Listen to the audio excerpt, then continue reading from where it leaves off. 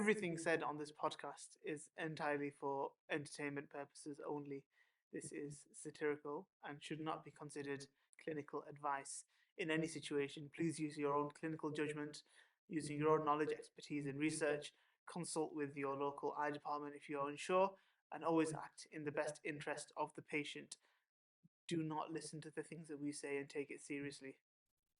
Hi guys, welcome back to another episode of Glasses Half Full. Today we will be revisiting the overarching case scenarios that will be assessed on visit 2. One of the few, several assessments on stage 2. Plethora. I'll keep that in mind for the next episode. We've done case scenario 1, and this will be very similar. Okay, we're going to run through it, and we're going to be taking up pieces of information that we would consider noteworthy or maybe unremarkable, that maybe there is a red herring.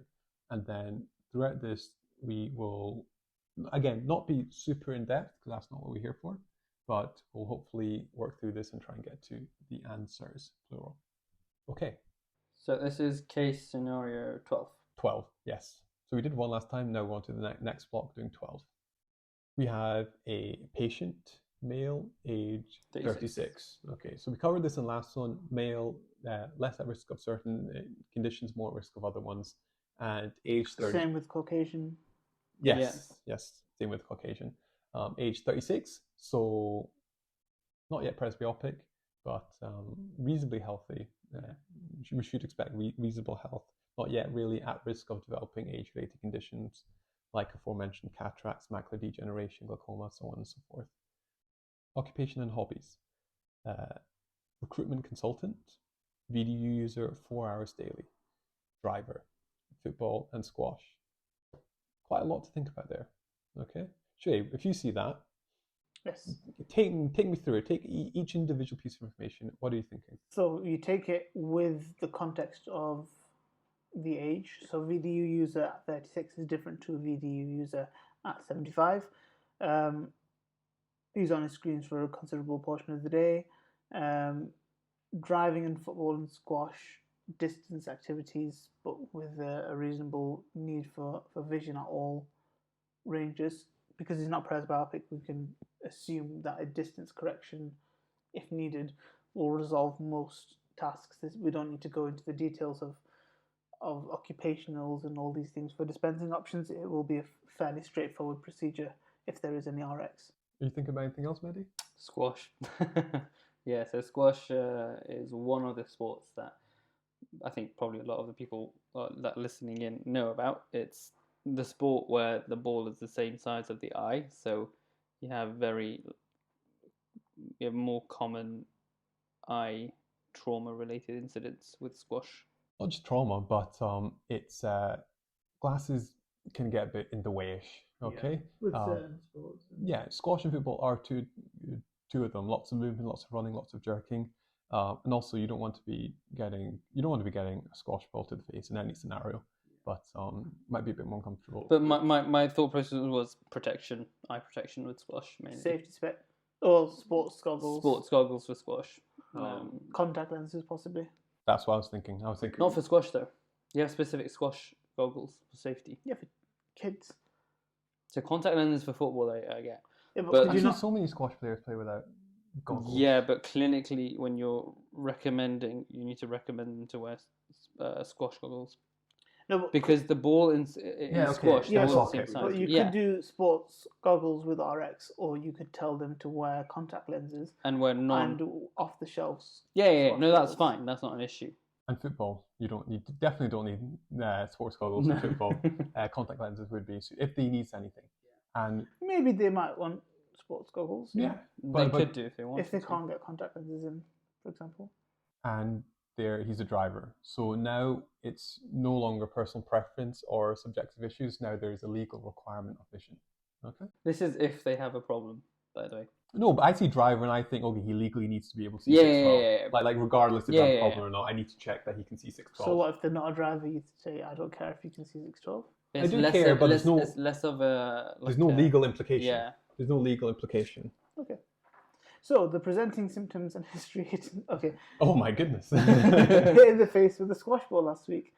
No problems until yesterday when noticed a blurry patch of vision in the left eye. Always had some floaters, but this patch is different. No curtain or veil noticed. No flashes reported. Spectacles worn constantly for. They're currently 2 years old. Distance and near vision's good with the glasses generally, but this blurry patch is causing problems with vision. No family history of eye problems. Good health, no medication, no allergies. Okay, so what are you thinking? I'm glad you brought up the prior point, and I wish I read ahead a little bit. So it's I need to know so much more. You know, Definitely. it's it was even wearing glasses. You know, is it something that's okay? It's not When gonna he be- says he was hitting the face, was he hitting the left cheek or was he hitting the eye? That's also a good. The good chin point. is very different to the eye. yeah, absolutely. As I learned. Did it hit the back of the head? Are we looking at brain trauma? We're not looking at brain trauma. Did he get checked at the hospital when he got hit? Did he get checked At all. at all? At all? Did Yeah. he keep playing? Did he win? Did he win? I committed issue. What's his competitive spirit? Where is his trophy? Did he win? And he didn't win, but he stopped. Blurry patch in vision of left eye is almost as generic information as you could get. Okay, at least we know it's in the left eye. Sometimes that's more than you'll get in practice. Yeah. Sometimes. So blurry patch in vision. There's a few things that I want. A is how big is the patch? Is it central or peripheral? Is it stationary? Does it move on bleak? Is it constant? Is it intermittent? Is it very blurred or is it just like a dark? Is it darker or is it blurred and Kind of like indistinct? scotoma or not? Yeah. Well, as in, Is it changing in size? Does it go away then come back? Has it gotten worse since onset? yeah. Does it get better with glasses? Does it not? They told you about it, as little as they could have. In regards to blurry patch, it's okay. What are your differentials at this moment? I mean, it's really early on, but There's a lot of. Well, I mean, the fact that there's no curtain, veil, or flashing lights indicates that it's probably not a retinal detachment. I wouldn't rule it out though. Wouldn't rule it out. Still want to dilate and check, but if the floaters are always had some floaters, but this is different. Yeah. They've not explicitly said this, but I'm assuming that they're saying that there's not been an increase in floaters. However, not explicitly mentioned. Worth mentioning to your assessor that I'd like to know if the floaters that he's had are bilateral, long-standing. Yeah. or Yeah, to you'd want change. to ask more about that as How well. many of them roughly are there? But in terms of does he see a ring differentials- shape once for the last year, or is it the same floaters he's had since he was 12? In terms of differentials, what are you thinking? So retinal detachment is one thing, Corneal abrasion. or just general corneal issues. Yeah. Because it might Lens not. issue? Yeah. So Could have trauma-induced traumatic cataract. cataract. Yeah. Yeah, and I was going to say, how quickly does traumatic cataract develop? Well, it was last week, so it's not. It's not been 5 minutes, sure, but Yeah, as in it's not too far to assume that it's developed in a week. okay. I would Because say. if it blurs it by a couple of letters in their 6-5, they can probably notice it as well, especially if they're comparing the eyes. Yeah, but I'm Do just you know what I mean? wondering how Like, quickly a yeah, traumatic cataract fair can enough. develop. But it's something that you can Varies consider. on onset. I'm not sure exactly. I was thinking Leave something. in the comment section if you know the answer to this. Yeah. I was thinking possible edema-related issues. Could that be possibly caused? Possibly. Yeah, absolutely. Blowout absolutely. fracture can also be something as well. Oh yeah. Yeah, that's That's very. you think at a very high level of the yeah. guy hitting a squash ball to fracture his cheekbone. Okay, so the present prescription centration acuities. CR39 single vision frame, lenses in good condition. Right eye is -425, left eye is -375. Frames and lenses in good condition. If he'd So he's not worn his glasses. if the squash ball had hit his glasses and smudged the lens and he came in saying it's blurry, but then you put the trial lens to his face and it's fine. Yeah. Could be a dispense issue. Yeah, right eye -45, left eye His lens -375. has fallen out. I can't see anything. Like, it makes no difference. Just an empty shell of Just a frame. empty. PG63. Distance Very important right eye is information. 6'9", left eye is 6'5". Near VA is N5, both eyes. Slow down. Let's talk about it. Let's talk about it. Myopic, more at risk of, the eyes under a bit more strain, it's more at risk of vitreal issues like retinal detachments, etc. Anything else? 6'9", not too bad. Not It too is bad. slightly Relatively. reduced. I mean, it's a remark. But you don't know if eyebrow it's the raising same reduced. as previous. Is he amblyopic? Has it always been Exactly. 6'9"? That's a very good question. So the 6'9" is something that I would, let's say, flag up. Oh, it's definitely like noteworthy. Yeah. Absolutely. Because it's not 6'5". But obviously, if they're amblyopic or something, and you have previous to show that it was 6'9" previously. If you read on, you'll That's see that the pinhole vision is 6'9". Oh, no, hang on, wait a minute. What? Oh, Let's it says, just go over everything Vision first. 360. Yeah. Yeah, which tells me next to nothing. Which tells you that they're myopic. Yeah, it tells me that they have a myopic prescription, which I already knew. Okay. So when it said present RX above, that is talking about the VA with glasses, and Yeah. when it says vision on its own, that's unaided. Yeah. Yeah, pinhole 6'9" in both, a bit better in the left, Yeah. +2. So that tells you that it's the issue in the right eye isn't refractive. Exactly, yeah. So, because you can't get any better than 6'9". Why is the left eye getting worse than the pinhole? It's myopic. So it's still limited. Oh, is it pinhole over unaided? Because the only thing pinhole does is it makes the blur point, reduces the blur point, but there's still a blur point there. What's the term? The circle confusion or something? The Circle confusion is circle of for... least confusion. That's for astigmatism, though. Circle of least confusion. Yeah, that's astigmatism. It's astigmatism because you have... Yeah, the pinhole is just the... But it's correct. It's just You're reducing right. the peripheral... It's reducing the size of stimulus. So the refraction is fairly similar to the present RX. Yep. 025 still more in each eye. It's the Oh, same. well, I mean, to be honest with you, plus 050, plus 025, plus 050, that's... Where's the plus 050? As in, no, just generally plus or minus, plus 050 or 025, that's inter-test. You'll pass your direct observation. That's inter-test variability. Two people could refract the same patient and find a slightly different value. You could refract it from morning to afternoon and find that 025 change. Exactly. Yeah. It's not significant. No. So the VA... Heck, the patient could do it within 10 seconds of answering. Yeah, you could take one of the previous answers. And, Yeah, literally. Yeah. So the VA with the new RX is 6'9 plus 2 in the right, 6'5 in the left. So slightly better, not very good. Yeah, no change really. That doesn't tell me any new information. You can actually argue that it could be related to VA vision with his specs on and vision through a phoropter or trial frame. Because if oh right, as in the 6'9 and 6'9 plus 2, so the plus 2 could be variable. The slight pinhole, if you was wearing a big frame, the slight pinhole effect of using a trial lens would. Maybe no, I'm talking about a condition of lenses. Yeah, we don't know if his it's in good previous condition. Yeah, but 2 years old. No. I don't get my patients to do their previous test with the glasses on. I get the previous prescription inside the phoropter. Do you not? I do inside the phoropter because it's easier for me to do one than the other, and that's oftentimes my starting off point is the old prescription. Yeah, but do you not check the VAs and what they walk in with? But in the phoropter, not on their glasses. You don't measure. He does habitual on the phoropter, not with the current specs that they wear. No, I was doing the current glasses. I do. I just want to see what they're wearing at the moment. I want to see what they're doing in real life.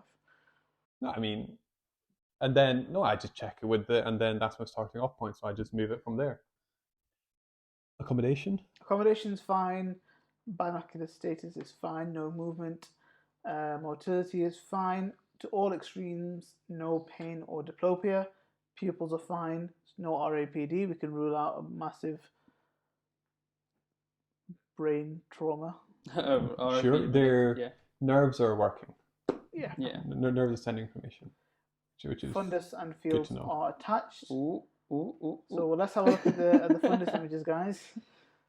You're like deliberately skipping. Let's. And the IOP is about 30. That's normal. Yeah, to about 50. Yeah, his corners are what, 3 centimeters? Yes. So the pressure inside of the eye, the normal ranges is between 9 and 21. 7 and 24. Something in the low single digits to about 24. No. 21 is considered normal. 24 is when you refer. Okay, what's 23? Abnormal, but no need to refer. So what would you do at 23? Different to... You wouldn't change. So it's 24. It's on the high 24. side. But clinically normal is So the 21. pressure inside of the right eye is slightly higher. We can see about Slightly. It's double, Slightly mate. higher. it's double that of the left. Well, I mean, if it was 7 and 14, It would still be that double. that would still be Yeah, that would be large asymmetry. It's not Yeah. just about Large the asymmetry. level of Yes. the pressure. So It's the the pressure asymmetry as well. is higher in the right eye by a factor of 2. It is A factor of 30 a few, couple, several, plethora. You've got about 30 in the right, 15 in the left. We're thinking raised IOP because of Near triad.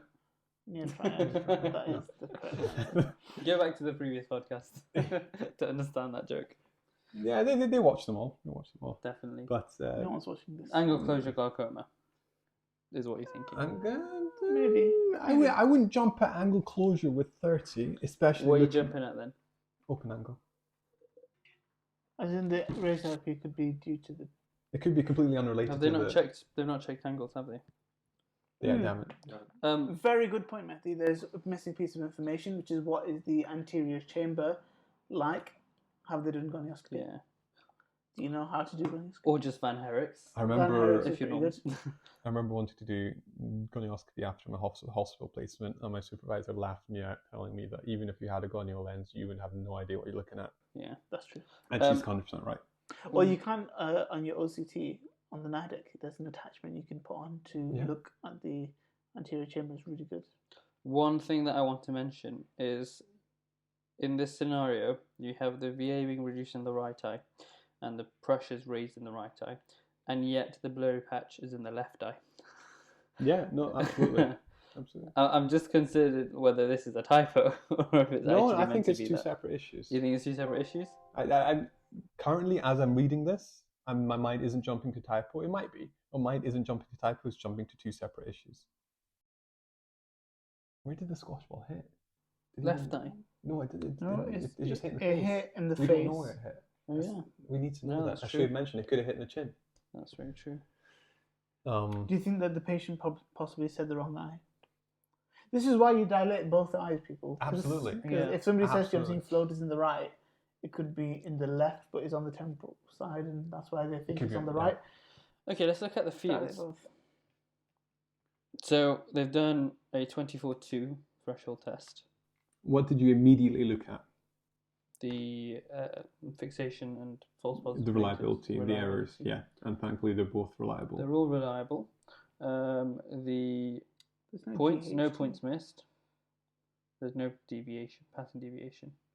So you're not thinking of anything long-term related When in terms of you're glaucoma. so sure, when you're looking at total deviation and pattern deviation, you're interested in everything on the page, and it's all useful information. Of course. Of these two, total and pattern, which one do you place a bit more weight on? Pattern. Absolutely. And why is that, Mehdi? Because total deviation can be caused by literally anything. If there's an overall reduction, it doesn't factor that in. If the patient's Exactly. got cataracts or some kind of dull scotoma over the Yeah. whole eye, then that's not going to...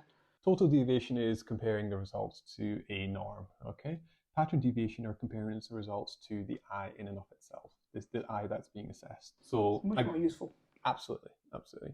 And oftentimes it can just, accentuate the issue so it's easier to see. So there's something missing from this field test, which usually is included in the 24-2. GHT. Yeah, the GHC is usually included, which, I mean, in this case, I guess is not too relevant. Because the fields are normal. The fields are normal. But that, I think, is probably one of the best forms of analysis that the 24-2 test does, because it literally tells you whether you need to be concerned or not. The other tests... You look at it holistically, don't you? You do, but it's a very, very... I think it's more useful, in my opinion. As in, when I'm in practice, I definitely use that. I look at that more than I do MD and PSD. Pattern standard deviation and median deviation. So the fundus images, we can see a stark disc asymmetry. Yeah. The right eye being significantly larger. What CD ratio are we giving this? Which one? The right eye? 0.65. 0.65 and 0.35. I would go 0.7 and 0.4. So about the same. 0.65, 0.7 is the same. 0.4, 0.35 is the same. Well, technically it's not. Say 7 and 4 then. Sorry? Just say 7 and 4 then. What would you say, Shoaib? I'd mean, I'd agree. 7 and 4. 7 and 4? I think it's a floater in the left eye caused by the increased risk due to the myopia Yeah. and due to PVD. the yes, and due to the trauma Fair enough. of the squash ball. And I think Okay. in conjunction with that, he is at risk of open angle glaucoma due to the asymmetry in the discs, the asymmetry in the pressures. Again, we don't know. So, as the in stuff. two completely separate issues. Yes. So, questions So that he's we'd- come in with possible retinal tear or detachment, Potentially. and then you've also discovered that he probably has a bit of glaucoma as well. So, questions to be asking are related to angle closure. How do you have a red, painful eye? Do you often feel nauseous and sick while it's happening? Do you get halos around lights? Ask about direct signs of angle closure glaucoma. But the the thing is, patient- would you want to ask this when you're on the history and symptoms bit, because you don't know that you're going to be finding this? I Not think when I see those, particularly. also Yeah. when I see the pressures, when you see that, you'd probably want to ask these questions. I would also want to measure the pressure in the eye with contact anometry to get an accurate reading. There's It's good so for much. them to You feel- mentioned angles as well, haven't you? I would measure the angles, Van pressure. Herrick's. If I could do gonio, I would. I'm glad they did the fields properly. The fields are good. I was also thinking checking for PDS, possibly. You sure? Yeah. Because I'd be surprised at 36, but sure. but they're at 30. They're 36. Oh no, at 30. Okay, but at 30, because if it's not congenital, if it's genetic, you can have it. To be honest, the ball did hit the eye. That might have dislodged Yeah. some pigment. That might have been blocking Yeah. something. Oh, Krukenberg spindle. No, that's something else. I was going to say that's above my pay grade. but because the pressure's 30, it's high, but it's not emergency high. No, they're not Do you know having what I an mean? angle closure attack. Exactly. For multiple reasons, we know they're not having an angle Yeah. closure attack.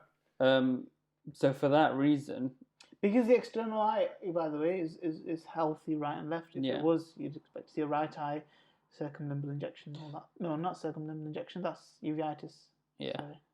Just a red eye. You know what? If it was a typo, it'd make it more difficult. I don't think it's a typo. I I'll don't be think it's a honest typo. with you. Is that based on your answer? It's getting more harder. It's too difficult for pre-regs. It's, That's why I'd be calling the hospital and then tell me Well, what to do. that's a perfectly adequate answer. Yeah. You could say to your assessor, in this moment, I would call the on-call ophthalmologist and I'd say, I've got a patient here with reduced vision and raised pressure. He's been hit by a squash ball in the eye Yeah. a week ago. He's I think this is trauma-induced. He could have an angle closure. What would you like to do? No harm in saying Yeah, that. but obviously you have to have some. Obviously, do your own management first, and if you Yeah. reach a point where you would, in practice, call the on-call. I think in practice it's a Why little not? bit different to scenarios in stage 2, because in scenario stage 2 you need to know what the problem is. Of course. So you're definitely right, and there's nothing actually wrong with calling the on-call ophthalmologist if you're actually stumped with the Yeah, with because the case. we work in a Amateur. multidisciplinary But field. if this was a typo, then you would want to probably investigate a little bit further to see what's actually causing, because you can't decide. Okay. So we're assuming what it's it not is. a typo. So assuming it's not a typo. What's your provisional? Okay, yes, we want to dilate. If we'd want to probably dilate. You want to dilate. But you'd explain your hesitations for if you had more information, angles, Yeah. etc. You would also want, an OCT done. You also want, GAT done. Yeah. You'd also want a lot more information from the history and symptoms. Yeah. Again, the right eye might just be amblyopic. Very true. So what do you? It Previous might visits. just be dry eyes in that left eye. What? Yeah. What's your provisional diagnoses Based on this. based on the case? So, suspect retinal tear detachment. Without any flashes or with Flushes. nothing else? Because it's recent onset. So you think this patient has a retinal tear? I think it needs to be investigated for that. Yeah, but what do you think that they have? What do I the think? investigations have been done. Oh, Okay. we have this information. Sure, we'd like to do Okay, more, okay, but the okay. investigations that you have in front of you. What's your? I feel like it might be what's it called? PSC, traumatic PSC. Okay. To be fair, they've not included internal eye. They've only mentioned the external eye is fine, so you can. So a You traumatic exclude- cataract. is Yeah, what- I think maybe abrasions? traumatic cataract and obviously Possibly. posterior It's- angle. yeah, absolutely. It is a differential diagnosis. That is Posterior definitely open an angle. option. Posterior open angle. On the glaucoma. second one, Yeah, no, on the no other- glaucoma. on the right hand. What about yourself, Shiv? I'm not sure. Either, like you said, if it's not a typo, it could be dramatic cataract in the left. It could be, depending on the Van Herrick's. If it's a wide open angle and the pressure's high and the discs look like that, it could be ocular hypertension. So routine referral to the hospital for that. We're not quite in the threshold of. No, hang on. Is it over 30 is urgent? No. It depends on your. It changes depending on your. Depending on your local LOC referral guidelines, that could be an urgent or a routine. Most likely would be. Wait, I want to change my left eye. You want to change your answer? Yeah, because the VA in the left eye is normal, 6.5. So I'd probably maybe go like dry eye or something. Dry eye. Yeah. So completely unrelated to his history. Sorry? Completely unrelated to his history. How is it related? No, unrelated. How is it unrelated? What's his? Well, I mean, surely from external eye examination, you can assume that dry eye is included in that. He's not saying he's got gritty eyes. He's not saying it's uncomfortable. No, but even aside from that, the external eye examination says all healthy right and left. If it was dry, that would flag up in that area. I don't think it's traumatic cataract. They would mention probably not traumatic cataract, purely because of VA. PVD. Yeah. Possibly. Yeah, PVD. On a Weiss ring. Oh, yeah. You probably see that on the. Yeah. You probably see a Weiss ring on the OCT photo, on the fundus photos. You can't see a Weiss, not a Weiss ring. You can see a PVD on OCTs if you look. I don't understand, but it could be. It could be a Weiss ring. By Weiss ring, we mean just a floater. Something. It might not be that specific type of floater, but sure. So yes, that is clinical case scenario 12. Again, it's how we work through it. It's not necessarily the answers we gave. Don't be quoting us in any way, shape, or form. But think about how we worked through and how we got to the answers. There's lots of options it could have been. We don't have a lot of information. Okay, we have some information to come to some conclusion, but we need a lot more, and our answers could change if we had more information, which is why we have provisional diagnoses, but it could change. So thanks for joining us, and hope to see you next one. Thank you.